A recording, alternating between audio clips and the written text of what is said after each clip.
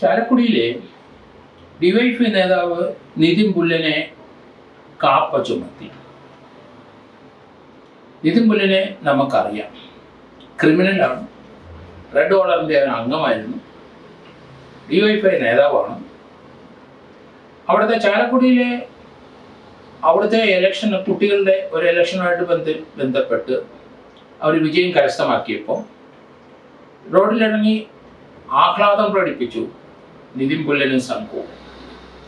റോഡിലുണ്ടായിരുന്ന police ജീപ്പിൻ്റെ പുറത്ത് കയറി അയാളുടെ കയ്യിലിരുന്ന ബെൽറ്റ് കൊണ്ട് പോലീസിൻ്റെ വാഹനത്തിൻ്റെ മുകളിൽ അടിച്ച് തകർത്തു.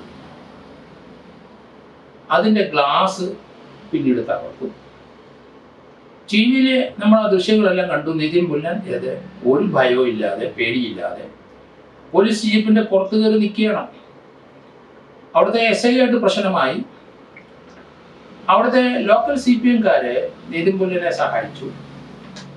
പോലീസ് ജീപ്പ് തകർത്ത നിതിൻ പുല്ലനെ അവിടുത്തെ സബ് ഇൻസ്പെക്ടർ അറസ്റ്റ് ചെയ്തു.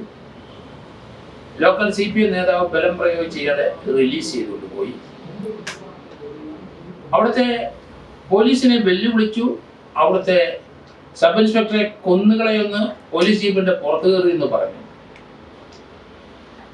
കേരളത്തിലെ ഇതുപോലെയുള്ള ക്രിമിനലുകൾ പല പാർട്ടിയിൽ ചേക്കേറി അവിടെ അവരുടെ ഒരു ലോകം സൃഷ്ടിക്കുന്നത് നമ്മൾ കണ്ടുകൊണ്ടിരിക്കുകയാണ്.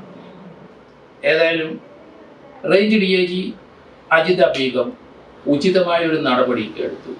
അവരെ അഭിനന്ദിക്കാതിരിക്കാൻ കഴിയില്ല. ഭരണകക്ഷി എന്ന് പറഞ്ഞ് നടന്ന് ആവാസത്തരം കാണിക്കുകയും അക്രമം കാണിക്കുകയും ആൾക്കാരെ ഭീഷണിപ്പെടുത്തുകയും പോലീസിനെ വകവെക്കാതെ പോലീസ് ജീപ്പിന്റെ പുറത്ത് കയറി നിന്ന് വിഹരിക്കുകയും ചീത്ത വിളിക്കുകയും വെല്ലുവിളിക്കുകയും ചെയ്യുന്ന കാഴ്ച നമ്മൾ കണ്ടു. ഏതായാലും ഇപ്പോഴെങ്കിലും DIG അജിത ബീഗത്തിന് അത് തോന്നി.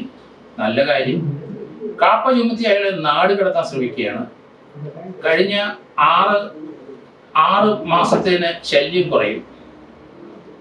കാരണം കാപ്പ ചുമത്തി കഴിഞ്ഞാൽ 6 മാസം ബെയില് കിട്ടൂല. പിന്നെ ഹൈക്കോടതിയിൽ, സുപ്രീം കോടതിയിലൊക്കെ പോയി കറങ്ങി വന്നാൽ ചില സന്ദർഭത്തിൽ കിട്ടിയെന്ന് വരാം. എങ്കിലും DIGയുടെ നടപടി അഭിനന്ദിക്കാതിരിക്കാവുന്നതല്ല. ഈ സംഭവത്തോടനുബന്ധിച്ച് ചാലക്കുടി പോലീസ് നിതിൻ പുല്ലനെ അറസ്റ്റ് ചെയ്തു. ഡിസംബർ 23-ന് 53 ദിവസം ജയിലിൽ കടന്നു. ഹൈക്കോടതിയിലെ മുൻകൂർ ജാമ്യം, കണ്ടീഷണൽ ജാമ്യം കിട്ടി. അങ്ങനെ വെളിയിലിറങ്ങി.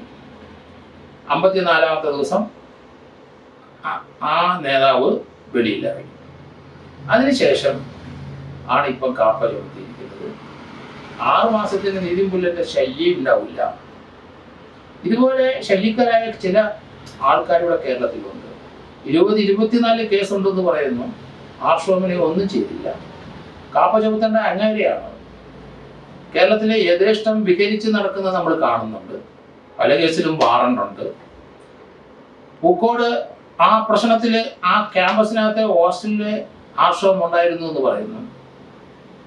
ഏതായാലും അതുപോലുള്ള നേതാക്കന്മാർ നമുക്ക് വേണ്ട വിദ്യാർത്ഥികൾക്ക്.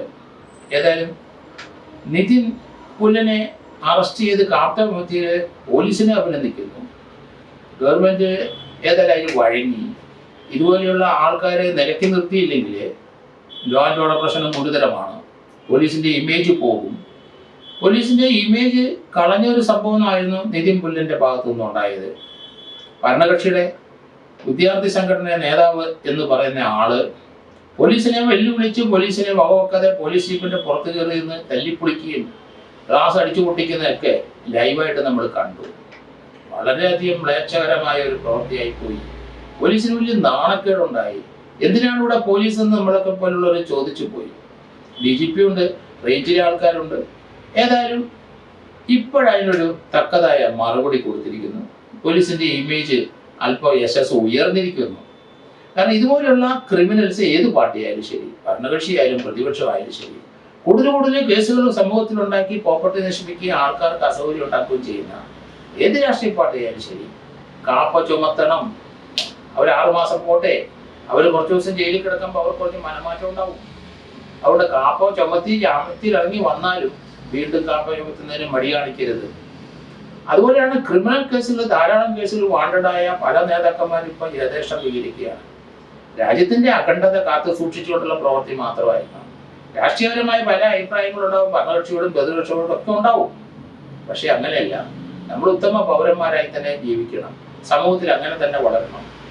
ആൾക്കാരെ പരസ്പരം കലഹിക്കുകയും അവരെ വെട്ടുകയും കുത്തുകയും അങ്ങനെ വയലൻസ് ഉണ്ടാകും, വാഹനത്തിനെറിയുകയും ചെയ്യുന്നൊന്നും രാജ്യത്തിന് നല്ലതല്ല, സമൂഹത്തിന് നല്ലതല്ല. അങ്ങനെയുള്ള ഏത് പാർട്ടിയിൽപ്പെട്ടതായാലും ശരി, ഇതുപോലുള്ള നടപടികൾ കുറേ വന്നു കഴിഞ്ഞാൽ കുറച്ചുകൂടെ നമുക്ക് സുരക്ഷിതമായിട്ട് സമൂഹത്തിൽ ജീവിക്കാം. നമ്മുടെ കുട്ടികളുടെ ജീവൻ നഷ്ടപ്പെടില്ല. സിദ്ധാർത്ഥന്റെ ജീവൻ നഷ്ടപ്പെട്ട കണ്ടു.